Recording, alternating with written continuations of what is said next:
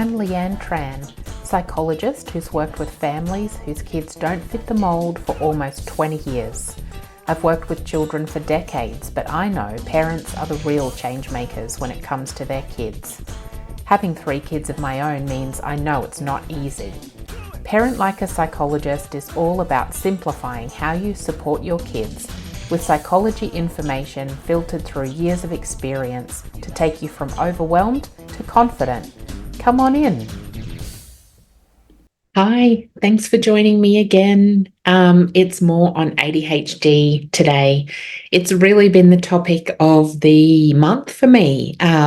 It was so exciting chatting with Sharon Collin recently, an ADHD coach from the Functional Family, who talked about her, lived experience of parenting kids with ADHD, but also gave insight as an ADHD coach as to how coaches can help families where kids have ADHD and how they can complement the role of psychologist as well. She's got a really great program about that supports families of young children who are diagnosed with ADHD and really takes families through everything that they need to know. And I guess she's taken that a little bit from her journey in terms of who do you link with, who can support you, but also her role as coach in terms of what parents can do to support their kids with ADHD. And my program for supporting your ADHD teenager has just launched as well. So it was great having that conversation with Sharon, talking about her, you can listen to the podcast for all of that goodness, but she and I also had a conversation while we weren't recording about how there's not a lot of support and particular programs out there for teenagers. So she was really excited to hear about mine that was upcoming. So I think it's great to know that I've got a place to refer families to for younger kids, and that she's got a place to refer families to if they have teenagers. And I will talk about, I've got so many ideas, but just trying to control myself and be dedicated with getting them out one at a time rather than trying to do everything at once. So later on in the year, I'm going to talk more about teenagers specifically, how their brains are different and how then our parenting approach needs to be different as well, because teenagers are really different creatures, aren't they, to small kids. I've also talked a bit recently with Alicia Griffiths and Christy Halworth who are both tutors and teach children who are learning to read, amongst other difficulties. And so today I wanted to and listen to both of the episodes with them as well, because there's really a lot in there that's so useful for parents, first of all, to think about, to understand the tutoring process, but also to know exactly for reading what it is that we are teaching kids, what the science shows is the way to do it, and how you can support at home.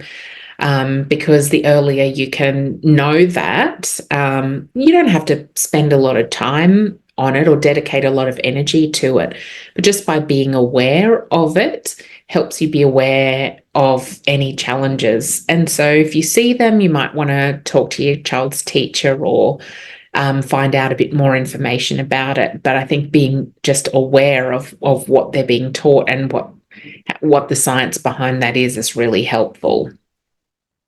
But because of all those conversations has led me into the episode today where I'm talking about ADHD and learning difficulties, because it's a common area of crossover.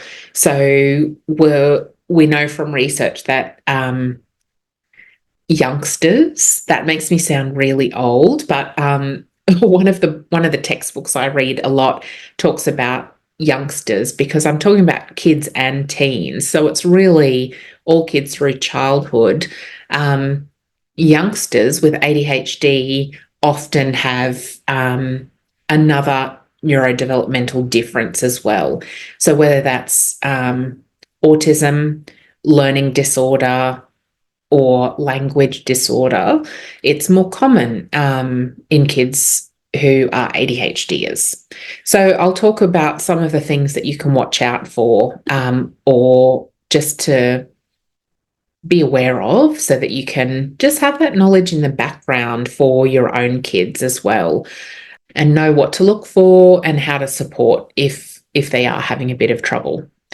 So to start off, I guess the thing is that estimates from the Australian Institute of Health and Welfare say that ADHD is one of the most common neurodevelopmental differences for kids. And so it's maybe affects 5 to 7% of school-aged kids in Australia. That can vary depending on the criteria used and the population studied, but, around 5 to 7% lets us know. If I do that math, say we've got 25 kids in a class, that's a quarter, so it might be at least a child in every class. Learning disorders vary a lot as well, because there are, the rates of learning disorders. So you can have a learning disorder in reading, writing, or mathematics.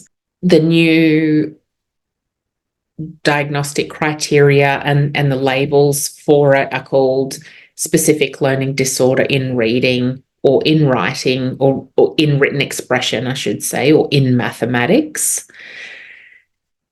There are some other things that people talk about. Sometimes pediatricians talk about things like a non-verbal learning disorder and things like that. But it's just like, I think if it's not something that we can diagnose and that teachers understand and school systems are set up to support, it's not particularly helpful.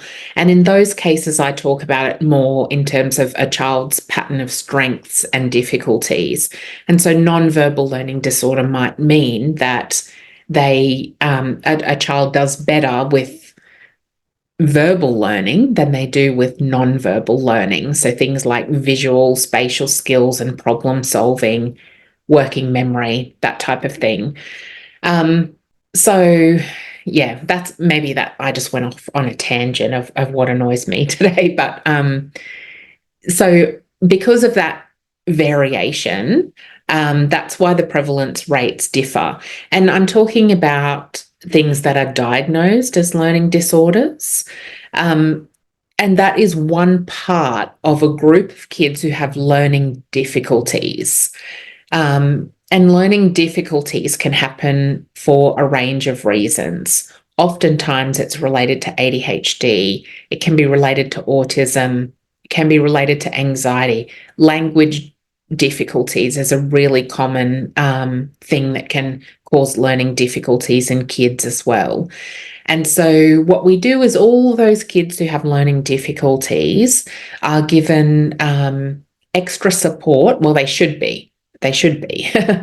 But what a learning disorder is, that's when kids who have learning difficulties have had support and intervention for at least 6 months to try to get them up to speed, or up to the level of their peers. And if they haven't, and they don't have other things like a language disorder or ADHD that's not been supported, or some really traumatic experiences and anxiety and that kind of thing, then they might have a learning disability. So the rates of learning disability are going to be a lot lower than the rate for kids who have learning difficulties. And so the rate of learning disorders could be around 10%. And so that's based on the Australian Dyslexia Association talking about dyslexia. That is a combination where kids have a specific learning disorder in reading and writing. So they're really common, and the co-occurrence of ADHD and learning disorders varies quite a lot, but and suggests that individuals or children with ADHD are at a higher risk of having learning difficulties compared to the general population, and a lot might go on to have a specific learning disorder. So there are some things that you can do or teachers can do to help kids with ADHD who have learning difficulties. And it's important, I think, to know this as a parent, and that there is a requirement for kids to have had a period of extra support and intervention if they've got learning difficulties before any diagnosis of a specific learning disorder can be made. And I hear a lot from parents that their school have said, we can't put in support until they have a diagnosis. That's where we're at a bit of a stalemate, because as a psychologist, I can't make a diagnosis until a child has had some support. So often schools will provide support when kids have learning difficulties. It varies school to school. There are some schools that are just fantastic, and they give kids who are struggling some intervention of extra support, or might be through a phonics program or a literacy program a couple of times a week, where they're taken out of the class and in a small group or individually given this intervention, which is so fantastic. Some schools go even beyond that. There are other schools where parents just find it's a constant battle and it's really difficult to get that support. And that might be a position in which parents need to get support for their kids outside of school, which is really unfortunate. But if your child has ADHD, that is a difference that's recognised by the school system and should lead to support being put in place. And so that is something that's really important for you to advocate for, so that you can have that period of intervention and see whether it makes a difference to your child's learning or not. And so here are there's 8 things. I don't know why it's a random kind of assembly of 8 thoughts today, but I'm going to talk about the 8 things that your teachers and I guess support team can do to put stuff into place for your child. So actually it's kind of, maybe it's just 8 points. Oh no, I'm right. It's 8 things they can do. So the first thing I think is called well, I know, I'm just saying I think it's the first point on my list, is multisensory instruction. And so this is trying to teach kids in a range of ways so that their mode of learning can be covered. And so an idea for that is to use not just talking and writing. So it might be using, for example, manipulatives, which is a fancy word for things that they can move and touch with their hands. And so if you think about that in math, for example, you can talk about numbers as a concept, or you could use blocks to help kids visualize the concept so they can see it, they can touch it and move it, so that they can learn that three is not just a word, it represents a group of 3 blobs, 3 things. So that's an example of multisensory instruction. The other thing is using visual aids as well, interactive activities also. So that's for kids a way that they don't have to just listen and hear. So important for kids with ADHD that there's also visual aids so that they can, the thing with language is. Once you say it disappears. There's no permanent product, whereas the visual aids are the permanent product. So if kids are not paying attention or they get distracted or they forget, they can refer back to it. And interactive activities are because some kids really learn by demonstration. And so providing opportunities to learn that cover all of those different modes is the first really important point. The second point I want to make is about how teachers are giving instructions. And so that can be explicit instruction, which is something that's recommended a lot in psychology reports, but most teachers should be doing it anyway or are doing it. And so it's really where bigger problems are broken down into smaller, manageable steps with really clear, structured guidance throughout the learning process. So it's different to that kind of explorative learning or inquiry-based learning. So it's about actually breaking things down into steps and teaching kids rather than letting them experience things and figure it out on their own. And so that helps kids with learning difficulties understand the expectations and learn new skills more effectively. It's important too that as part of that instruction, there's flexible instruction formats.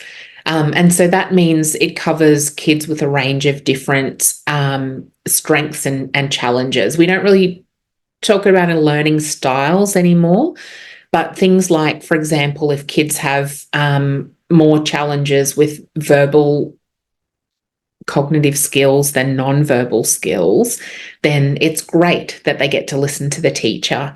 If I don't know if I said that the right way. If verbal skills are their strength, it's great they get to listen to the teacher.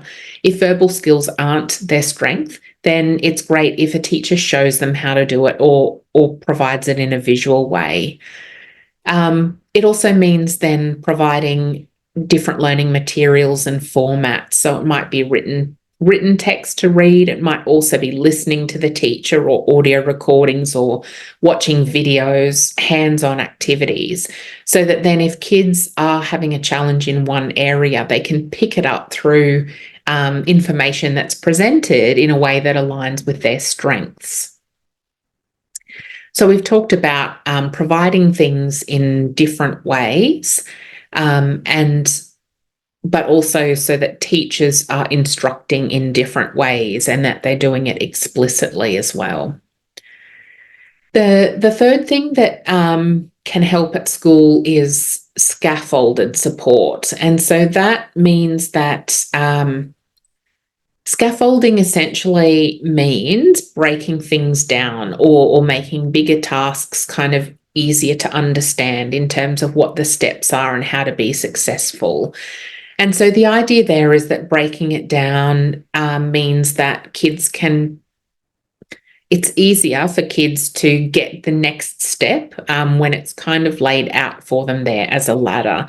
And kids can then, once they get the task, that scaffolding can be removed step by step so that kids can increase their independence in doing it.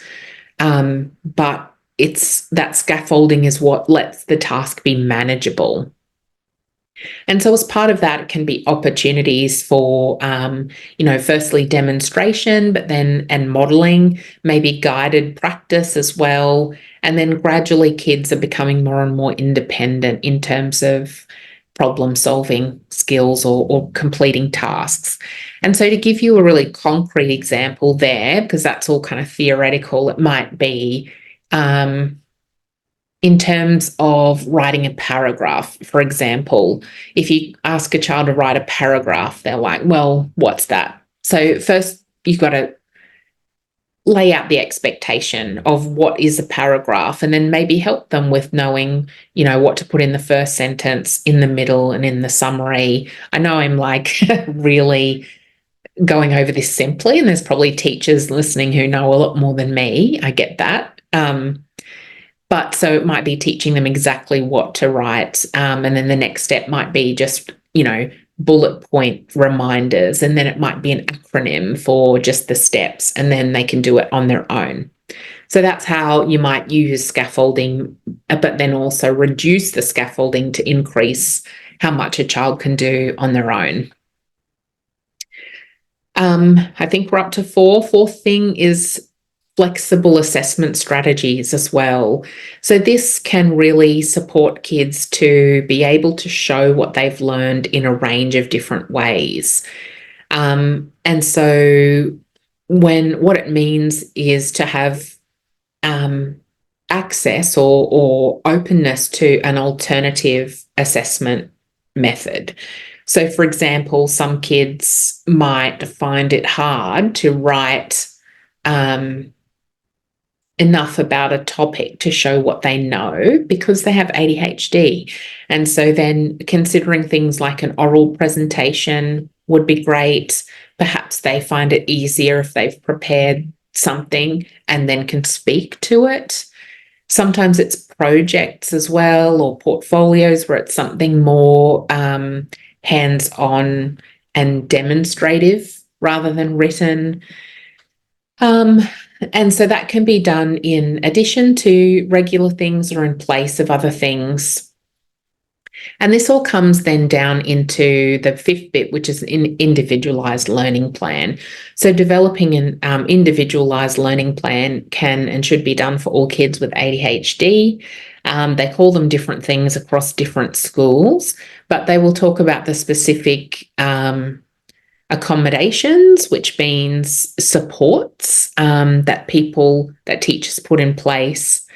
Modifications, which means changes to any kind of curriculum or assessments, and also instructional strategies that kind of work to their strengths. As part of that, the next things you can include are, I guess it's really, so assistive technology is one. So that's number 7, is assistive technology. This is a really easy way to, in this day and age, to help kids be able to learn. And so an example of that is, for example, if kids have trouble reading, they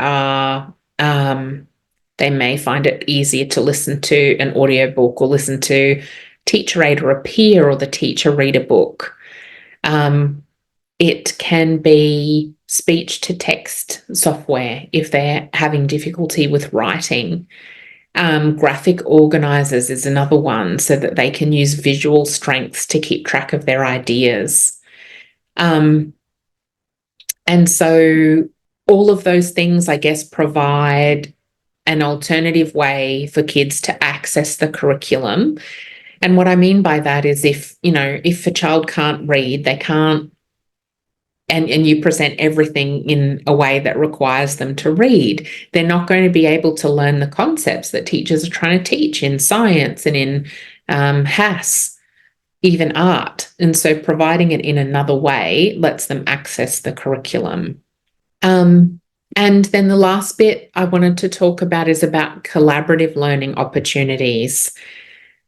This is one that I think is a great way to have kids be really engaged at school. And so collaborative learning opportunities are ones that promote kids to interact with their peers. So it might be doing things with a partner or in small groups. Kids can learn in doing group projects together or cooperative learning activities, things like that. I'm saying a lot. I just noticed I'm noticing in the last one podcast I recorded too, I'm noticing my distraction, which is really interesting because this is a tangent, but I've been talking a lot about in the Supporting Your ADHD Teenager program about the use of mindfulness. And mindfulness is really being aware of what's happening in the moment. And I think it's that mindfulness that's letting me know that I'm distracted. And it's just really interesting to be able to observe that. And so that's part of what I think is important to teach kids, that mindfulness that helps them develop that self-awareness of when they are attentive and when they've got distracted. So you just got a real life experience of or like demonstration of what that skill is like. But back to my point, I was talking about collaborative learning opportunities. And so, yeah, working in small groups, doing group projects or that kind of thing. The other thing is like letting kids be able to ask the kid next to them what happened or what they're meant to be doing. Some teachers are really strict and some schools are like that. But if you know that your child with ADHD is going to get distracted, why not let them just quietly ask a peer, oh, what did the teacher say? Or what are we meant to be doing? It's a way that, normalizes that rather than having to put your hand up and ask the teacher or feel bad that you've forgotten and you're really visible. Just, let them talk a little bit in class to ask the person next to them what happened. And the other thing you could consider is something like peer tutoring as well, to help that connection to school. It might be somebody in the class who's doing really well. They might be able to help a child who needs a little bit more help. It consolidates the skills of the person who's teaching, and it helps a child who is finding it hard because they're having trouble paying attention and being organised. Some schools also bring in people from the grade above or 2 grades above who can come in and help. So that's a really great way to foster that like normalising of helping each other and knowing that with a bit of extra help you can get there. So a really kind of quick tour around 8 things that you can put in place to help your child with ADHD if they've got learning challenges at school. And then there is a podcast episode way back in the archive. It's not really way back. It might be one of the first like 10 or 20 episodes that talks about cognitive assessments or educational assessments. And so that's a resource for you to go back and listen to if you've noticed your child's having some challenges, you're putting some stuff in place to see if it's going to help them. And then listening to that episode can help you know about what psychologists do in the assessment process for this stuff so that you know what to expect. And I just think it's always great to be prepared for what the next step might be. You might not need it, but at least if you know what to look for and what to do, then when you get there, it's not so hard. Yeah. So that's it for today. Please let me know if you have questions, because as a psychologist who does assessments for learning difficulties, it's something I do all the time. And so to me, it makes perfect sense, but it's not always the way for parents. And I find myself explaining this a lot to parents because obviously you don't know what I know. And so from that, I'm aware that it's a lot to take in.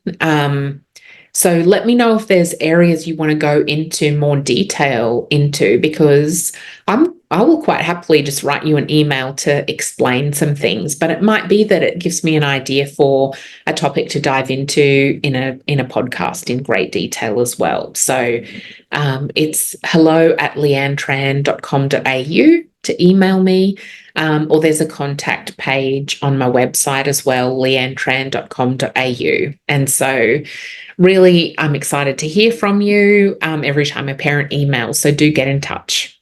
Thanks again for listening today. Thanks for listening to this episode of Parent Like a Psychologist. If you found it helpful, please share on Instagram so other parents can benefit too, and tag me at Leanne Tran Psychology so that I can say a big thank you. Head over to leannetran.com.au to join the village for bite-sized psychology tips straight to your inbox. I really hope this podcast has brought a new perspective and you a step closer towards a calm parent and a thriving child. Have a delightful day.